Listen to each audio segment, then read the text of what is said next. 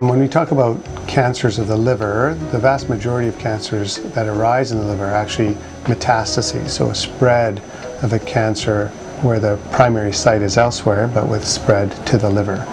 So those are difficult cases because oftentimes when tumors have already spread to the liver, the chances of cure are very challenging. And when you pair that with the fact that liver surgery is still very high-risk surgery, they become very challenging decisions to make. You can certainly do these big liver operations, remove the cancers, but then leave them with a non-functioning liver or other long-term complications. So trading one problem for another, many of these cancers are very lethal. So even when you are successful at removing them surgically, the long-term cure rates are very low.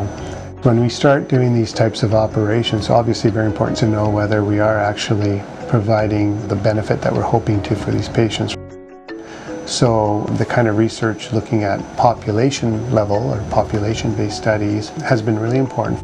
The population level studies are based on a lot of big databases that are all linked. So this type of research becomes very helpful in helping guide our decision making, right? And when we see these patients and we look at what kind of tumors they have and we compare them to our studies, then you can balance that knowledge with the risk of surgery, the patient factors and surgical factors and tumor factors, and put it all together and try to come up with the best decision for you and the patient.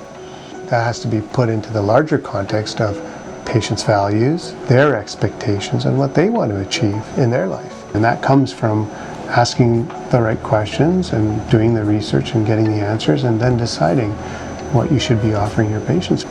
Ultimately, to do the best for your patients, you have to feel confident in your knowledge base, and that comes from study.